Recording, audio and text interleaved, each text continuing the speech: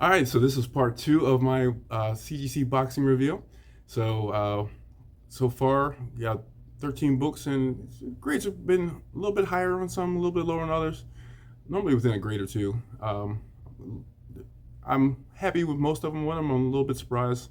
Uh, I guess it's always to say maybe it just behooves you to press your books ahead of time, either yourself or get a professional presser. But moving on.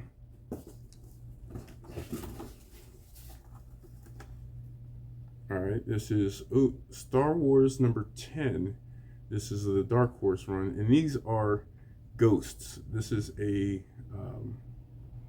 newsstand, which I think at this point might be 1% of the print run, and it's not a very highly printed book. So let's see what this comes back at. 9.6. Okay. I think I estimated this one to be, yeah, these were nine. I have a 9.6 plus and a 9.4 for this one. So hopefully this is the one that was the lower, but you know, that we can get a 9.8 on this, hopefully. All right, this is the other copy, and 8.5. I see some flying ticks. Okay. All right, 8.5. That really, that sucks. But we'll see how these rest of these come out.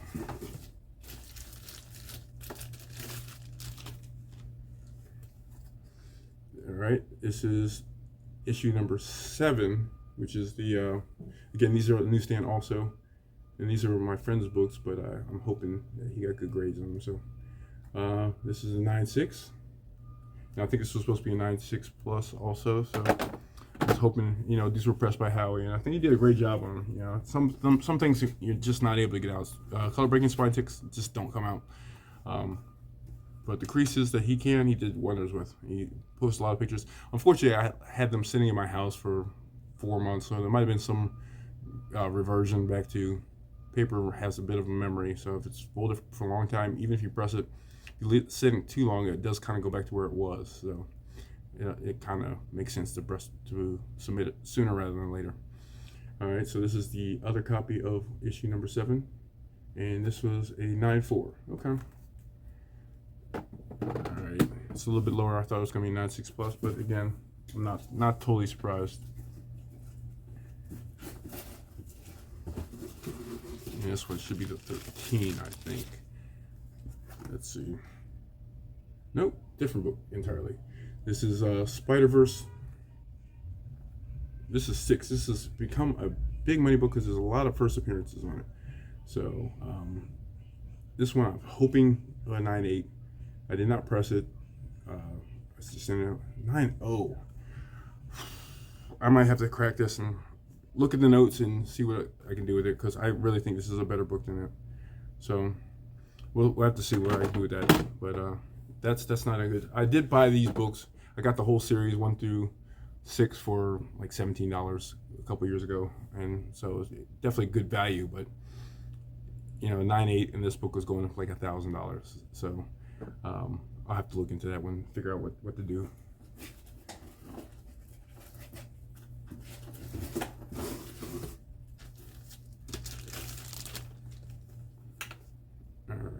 This is issue number 1 of that same series, and this is a 9.6. Okay.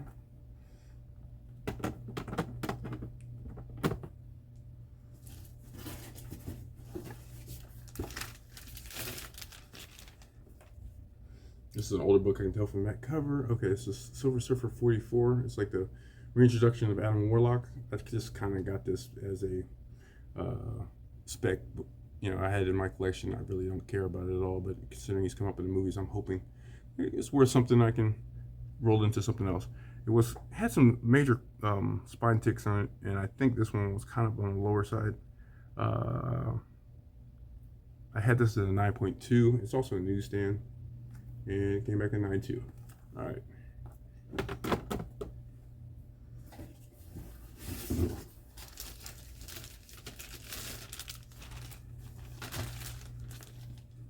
Alright, and this is the Star Wars 13, and again, another newsstand, and I thought this was a 9.2.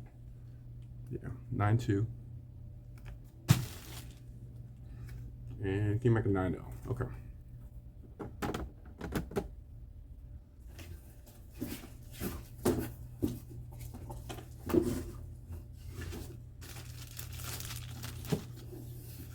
All right, up next. Ooh, this is when the Rogue negative space variant. This is a exclusive cover. I think there's like 2,500 of them. John Tyler Christopher Jason Scott Campbell. And this one came back in 9.8. Great, fantastic. They're both in really good shape. Except one of them, I think I bit a corner before I sent it out, so it might come back lower. And I'm hoping. I think that one I assume would be 9.4 based on the little corner break. But I have two of those, so we'll see what happens. Yep, this is the other one, and it comes back as 9.8. Wow. Okay, great. Okay, that's a pleasant surprise. I don't see the corner break on either one of them, so maybe Howard did a great job getting rid of that. So, wow, good stuff. All right, up next we have Thor: God of Thunder number 6. This is, I believe, the first cameo of Null, or I don't know if it's early Null, but it's kind of been the big money book for Null is Venom 3, but this one, before the Love and Thunder movie came out, was shooting up a little bit. Some people were pretty disappointed with that movie. I enjoyed it. It wasn't fantastic, but it was a little silly at points. But I thought that Gore, Christian Bale's Gore, was fantastic. It was a weird combination of trying to be serious and really slapsticky at the same time. So 9.8, fantastic. Where did I have that at? I estimated that one to be a 9.4, so that's fantastic. And I got that as a gift. A friend of mine, she was getting rid of some comics, and I said, "Hey, I love comics. I'll be very thankful, and just letting people know that you like comics sometimes pays off." So I'm very happy with that. 9.8.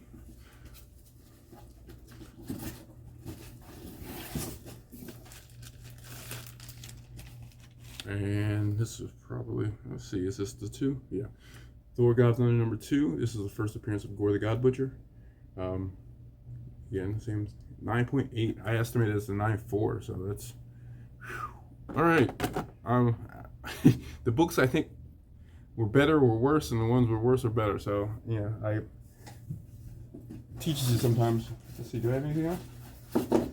1, 2, 3, 4, 5, 6, 7, 8, 9, 10, 11, 12. That's it. All right. I will post the graders notes. If anything I see, I'll be happy to post them, and hopefully we can learn from this and take a look. And I'll look at them closely, and I'll figure out whether I need to a couple books crack and resubmit the ones I didn't press ahead of time. But thank you, Hallie, for pressing the books, and I think I'm overall happy with the grades. Like I said, there's a couple pleasant surprises and there's a couple disappointments, but overall, to have a bunch of 9.8s for books that were at least 10 years old, and some books in like higher grade that were 30 years old, it is fantastic. So overall, pleasantly surprised, and thank you for watching. Please like, comment, and subscribe. I will try to do other content like this. CGC was fantastically fast. I think the grades are reasonable. I'll have to look at the graders' notes and see the stuff I missed. The stuff that was pressed, I think it's mostly spot on.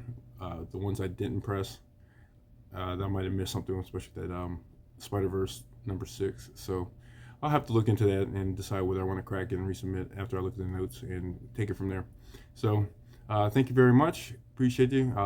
Look me up on Instagram if you're interested in any of the things here.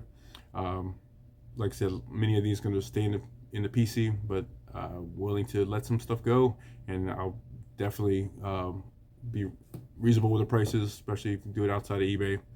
And keep it. I'll do make sure we do goods and services and everything. But thank you very much. Have a great.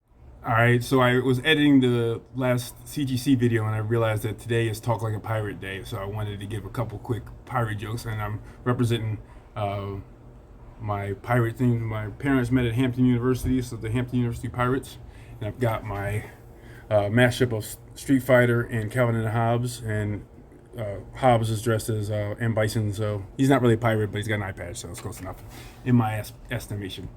But I wanted to tell a couple quick pirate jokes, and you might have heard this other one before. I think I told this first one. But what is a pirate's favorite letter? I know you're thinking, oh, I got this. I know. It's R. But you're not quite right, because it'd be the C. So hope you appreciate my bad pirate joke there. But as a longtime bartender, I bartended for about 10 years, different restaurants, and I met a lot of different characters. One day, this pirate came in. He had an eye patch and a hook hand and a peg leg, and it was just really interesting. He hobbles in, stomps in, sits down, and I'm bartending, waiting, mixing drinks for him for a while. And I was like, oh, nice stories and great. I was like, man, you led a really interesting life. If you don't mind me asking, what happened? Like, how did you get these injuries? And he's like, well, my first couple years in, we were wrestling against a shark. We called it a great white shark, and we pulled him up on the deck, and was taking a hook out, but he wasn't quite dead, and he snapped my leg right clean off. Yeah, it gave me the doctors came in and put the peg leg in, and I've had the peg leg ever since. And I'm like, wow, that's pretty harsh. So what happened to your hand? He's like, well, we also used to do some pirating in the Caribbean, and I came across this shark, this alligator, and I was wrestling the alligator, and the alligator bit my arm. I got the alligator, but he took my hand. So he gave me the hook. And I was like, wow, you've led a really interesting, exciting life. So what happened to your eye? He's like, well, I was coming out from the doctor's office, and right when I came out of the doctor's office, I looked up and a seagull came and pooped right in my eye. Whoa, that's terrible. But I can't imagine bird poop will cause you to lose your eye. He's like, no, but it was my first day with the hook. So I hope you guys appreciate it. Have a great day, TTFN.